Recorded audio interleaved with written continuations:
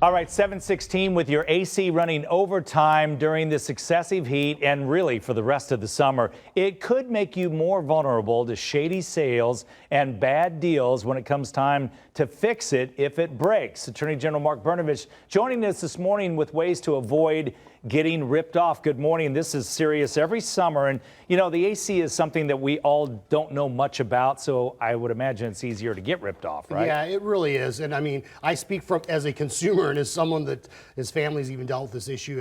And so we always tell people that first thing you should always do if your AC is not working right, maybe even check it yourself. I know a couple years ago we had an issue where it was just a circuit breaker. Yeah, the Went breaker. out there, I flipped the That's switch right. a couple times. That's right. It started working because they're working so much. And I don't know a lot about ACs, but sometimes it's as simple as that. And I had an older AC a few years ago, and it had a breaker right there in the wall above the AC, and I had to just replace that. It was a few bucks at Home Depot. So sometimes it's something very, very simple, and you know, you always clean your air filters. That's what companies will tell you. But if it is truly broken, I mean, it's a necessity here. We need air conditioning, and there's a reason why they call these excessive heat warnings and health warnings. And so, go to a reputable company, check the Better Business Bureau website, Scott.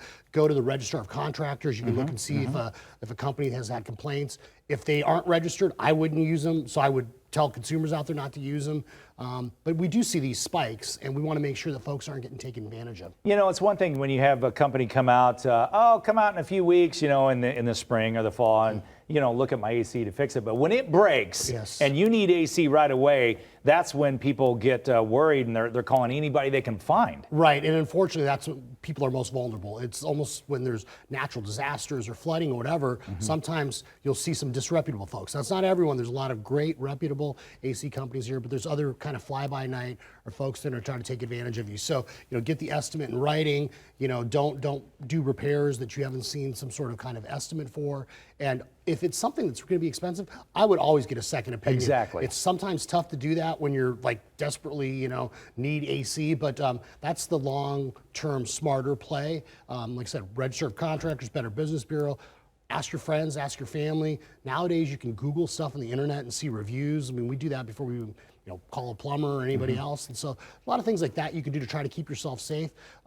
We, as the AG's office, you know, sometimes we run some undercover stings on this stuff. So if you're a disreputable, contractor or something like that, you know, eventually I think that's going to catch up to you. Yeah, I was telling you, my mom lives out in Sun City, and she was involved in a deal. I think it was a reputable company where she paid monthly to have them come out and check on her system. Does that sound Well, you know, it depends. We actually used to have, I mean, there's sometimes that you have home warranties that cover a lot of stuff. We used to have a program with a company where twice a year we paid a certain amount, and they would come out and clean the coils in the summer and then drain the water heater twice a year. And so sometimes you'll see those programs, but generally speaking, just, you know, on my personal experience, that shouldn't be something that should cost more than, I don't know, about $150 or so. Okay. So if you're paying more than that, that's when you need to start like scratch your head and asking questions. And I don't think anyone's coils need to be cleaned every single month. So it depends on what kind of services they're providing. But you know, my mother's in her 80s as well. In fact, I know she's watching. Hey, Mom, she's going to be excited about that. But the one of the things is that you know, she's so trusting, and so people call, and she just wants to believe them, and you know, and so you know, sometimes whether there's all sorts of scams out there, so people need to be careful. Yeah, no doubt about it. Mark, thank you so much. And you're right. You can find out so much information by Googling a question about your AC. So it's good advice, and we appreciate your time. Always a pleasure, Scott.